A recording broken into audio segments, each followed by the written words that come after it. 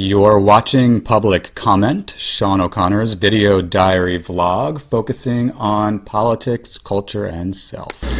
I still don't know what the perfect greeting is to begin these videos. Do I want to say hi? Or hello? Or hey y'all? Or how are you? Or sup? Or what's happening? How do you do? I just don't know what the right introduction is yet. You see, I do like to have a reason for everything. So there should be a reason why I begin one way as opposed to another. I thought about saying, hola, ¿cómo estás? Or ciao. But then I thought, well, I don't want to give anyone the impression that this video is not in English and have them leave before it even really starts. So I decided against that. Well, there was a tornado warning last night, roughly between 5:30 and 6 o'clock p.m. It was a very rare thing for New Jersey, actually. When I was in high school, a tornado hit the school while we were in class. I was in English class, but I don't really remember that day particularly well. You see, I've managed to block out most of my high school memories. I had a dream last night of someone I went to middle school with.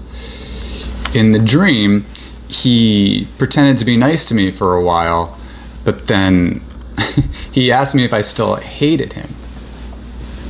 The dream is actually coming back to me now, more so than when I was jotting down my notes. In this dream, it was a very strange dream, I was in a dancing show, and I was one of the important dancers in the show, and that's about the limit of what I remember. I just remember like a lot riding on my dance performance, and it was some kind of national competition. Anyway, so I dreamt of this guy that I'd gone to middle school with, and he says in the dream, he asks if I still hate him, and he mentions I'd posted these blogs or something online about how much I hated him or insulted him or something. And so I said to him, oh, I was just so stupid in those days, I didn't mean it, I'm sorry about that. And in this dream, he doesn't forgive me. And so he starts insulting me. I forget exactly what it is he says. Anyway, the insults don't bother me in the dream. I mean, in general, in life, insults, they don't bother me on a personal level. That is to say, you could insult me and I don't care so much. I mean, it doesn't, I don't think it is a helpful thing. But I don't let it get to me, though I still see it as a destructive way of being. And I definitely don't have tolerance for when someone insults another person. That is a quick way to watch me experience anger. But yeah, I tend to view the desire to insult someone, I view that as someone else's anger issue, their negativity, their anxiety, etc. I just see it as, not constructive. By that I mean,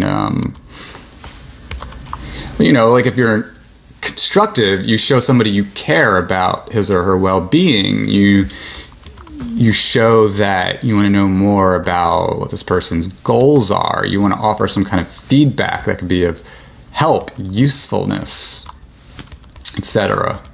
Anyway, the tornado watch, it made me really mildly nervous, so I did call my mother and Ashley. I wanted to make sure they were okay. I was worried about them.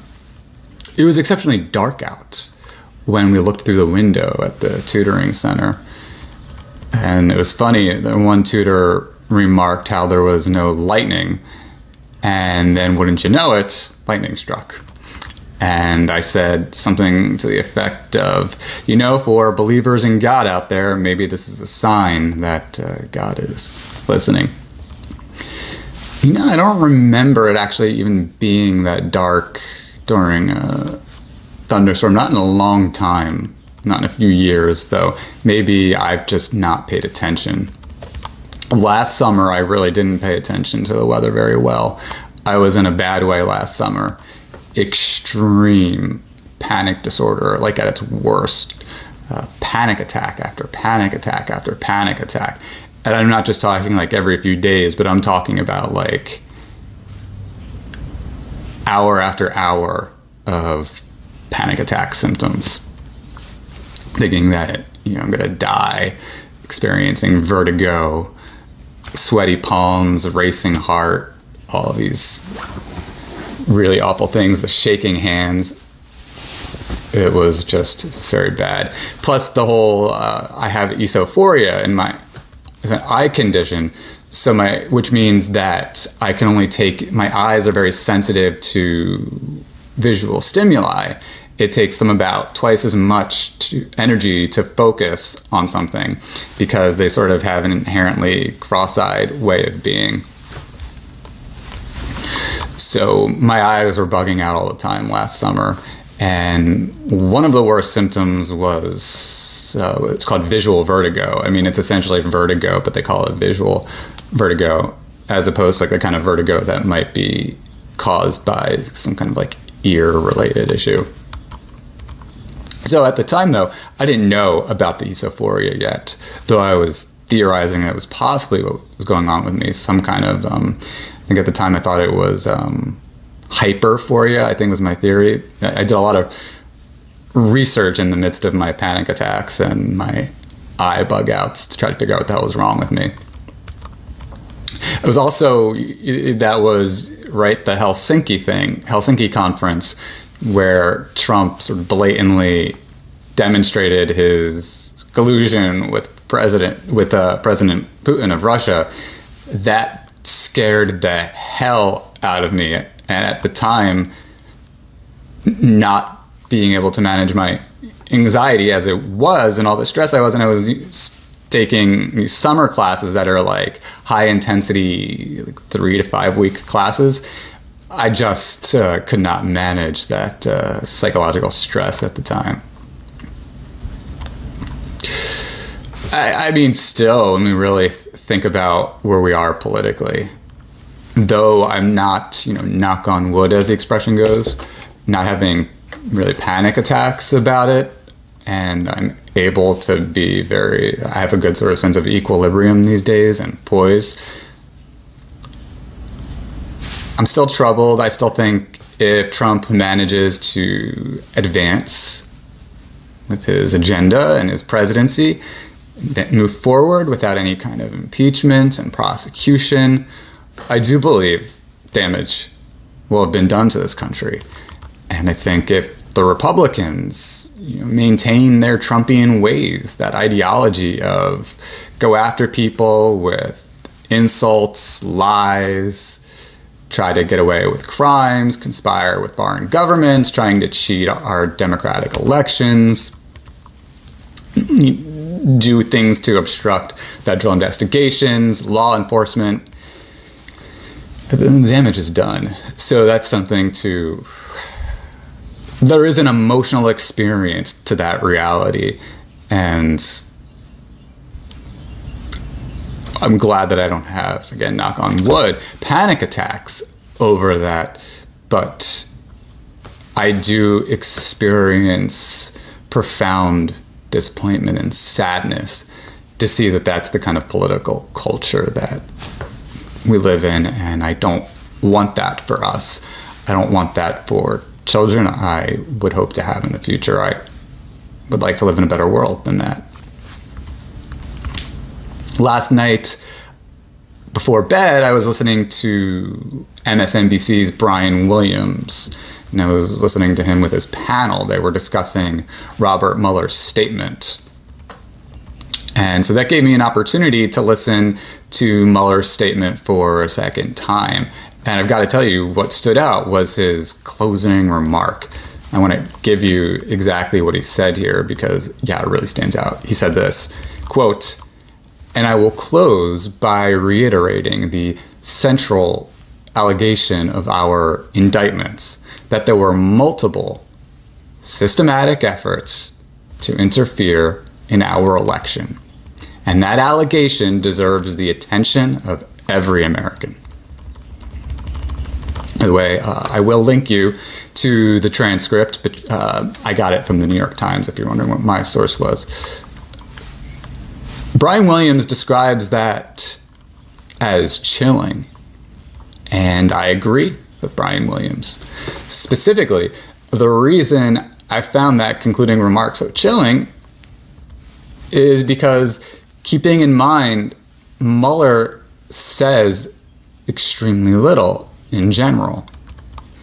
One might even argue he understates things. So when he says that when he says, quote, "multiple systematic efforts to interfere with our elections deserves the attention of every American," that's a powerful assertion coming from him. Moreover, I think about what it means to say something deserves the attention of every American. Remember, all I was telling you about yesterday, the whole niche thing, and everybody paying attention only to things that are relevant in their niche. But Mueller essentially says that the attacks on our elections are of universal concern in America, and that we should all care.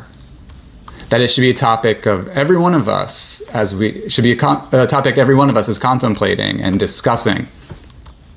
And it makes me wonder how few things, or how many things there are out there that every American thinks about and talks about.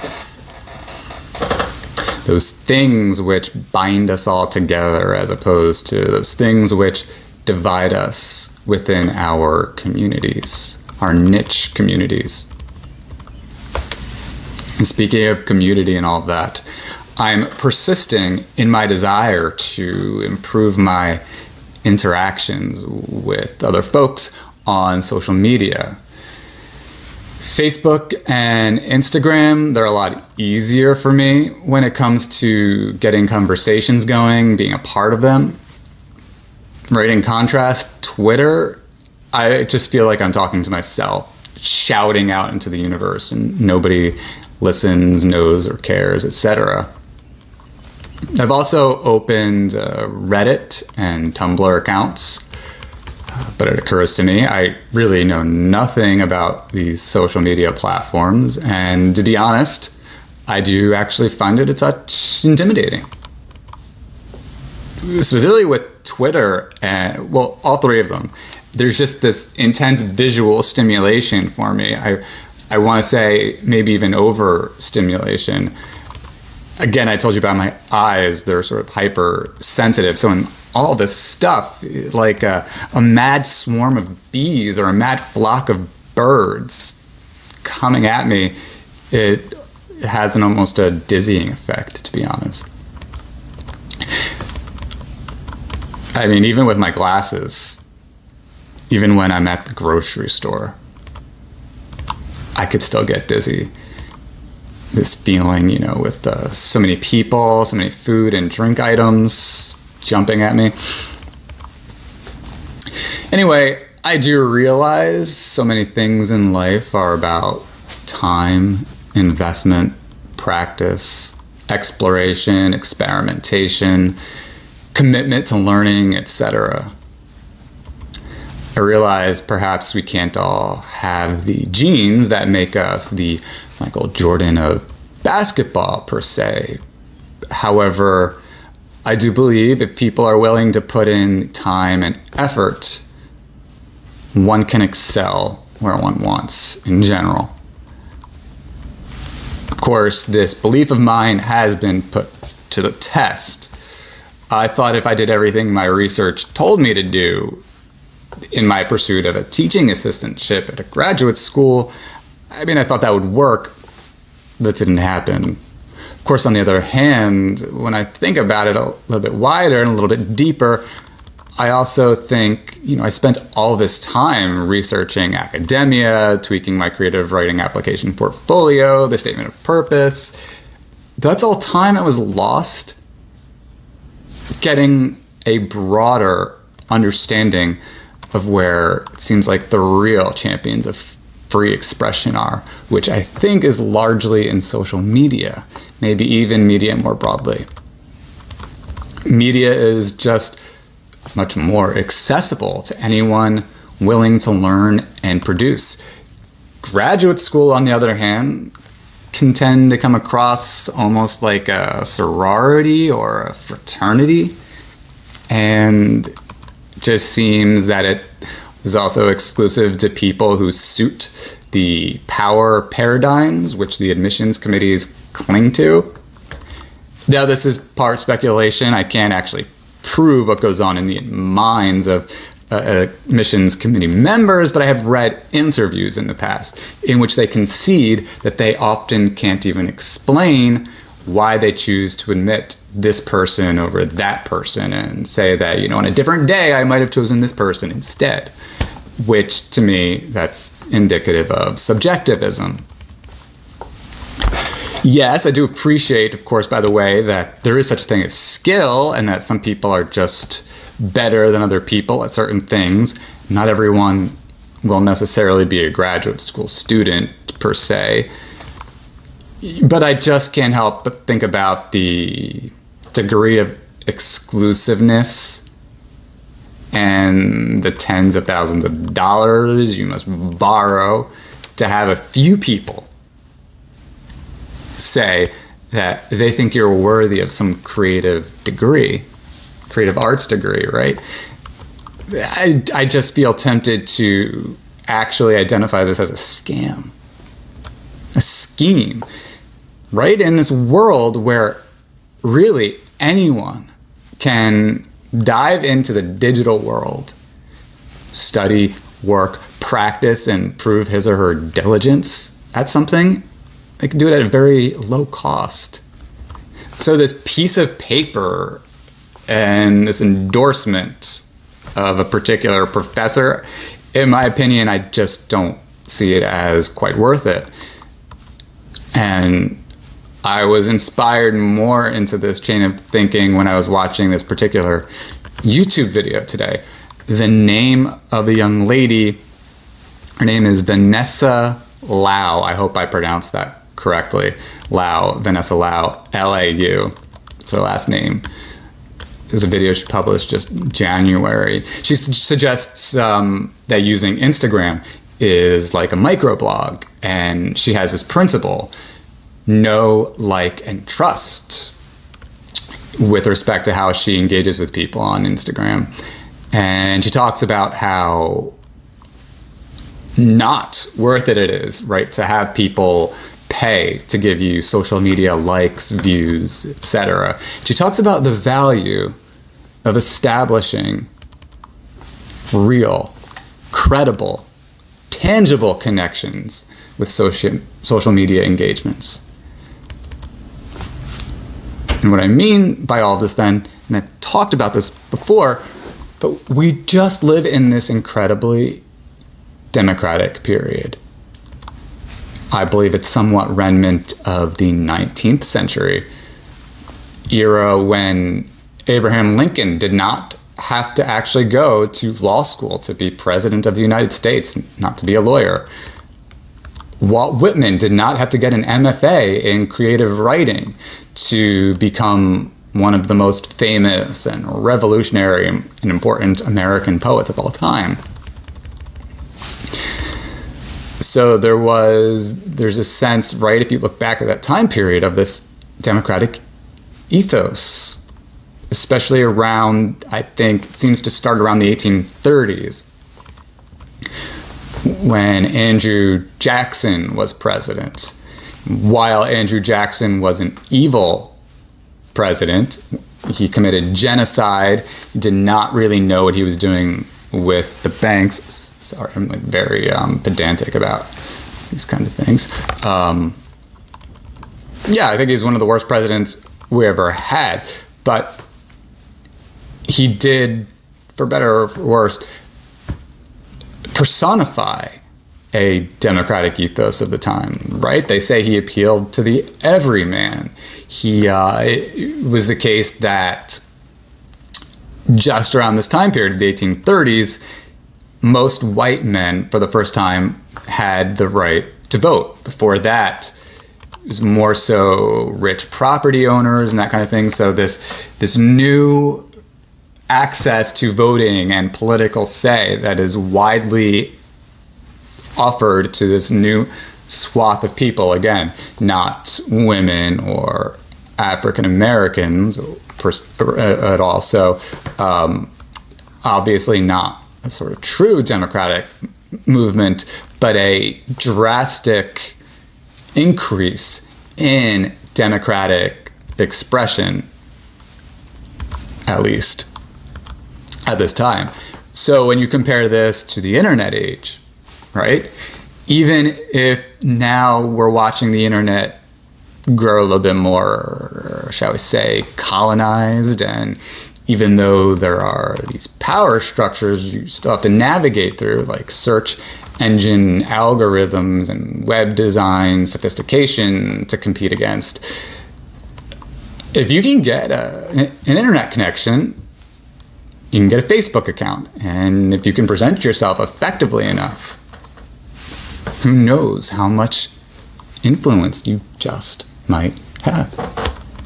So in that context, as opposed to jumping the hurdles of $20,000 plus in debt, the opinions of your professors and the politics of who knows who to do a favor for who gets a book deal or gets this job, etc., etc., if you can cultivate strong social skills, then all that other stuff that you're going out of your way for, the severe investment of your time and money and arguably social conformity,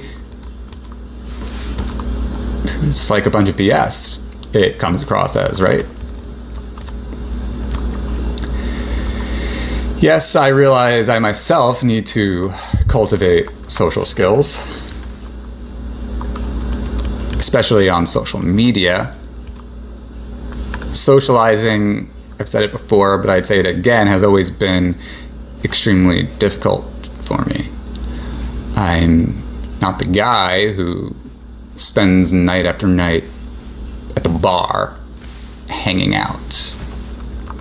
I don't really party or go to the club, whatever it is that really social people these days even do. Now, that's not because I'm antisocial. It's not because I'm an isolationist or anything like that. I actually love working. I love the reading that it entails. I love the research, the writing. I love producing stuff.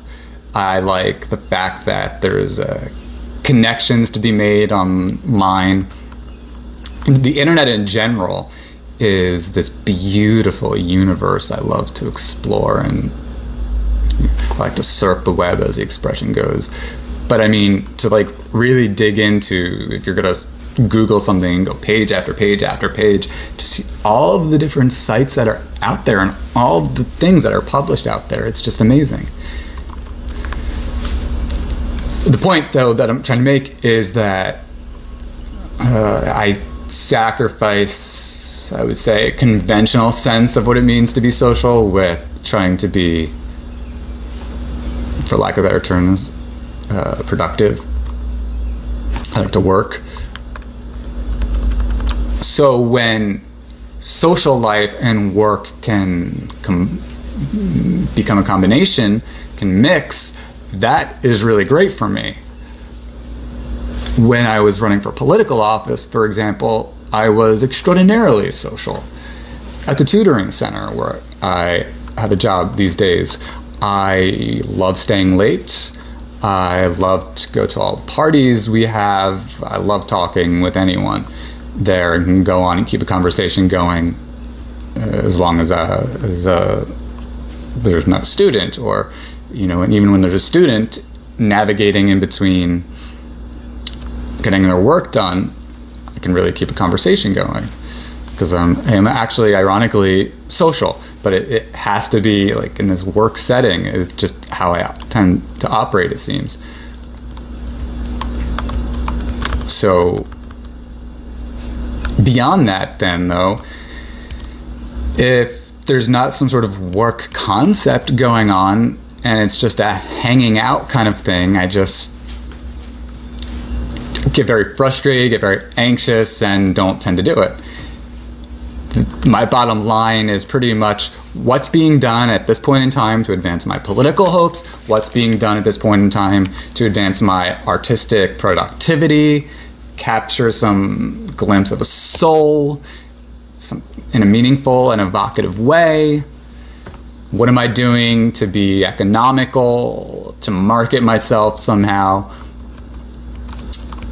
So that's sort of the complexity of my thinking on attempts to sort of be social. Anyway, that's all I'm going to say for today. Of course, I thank you for your time and want you to have a wonderful day. And I shall chat with you tomorrow. Bye.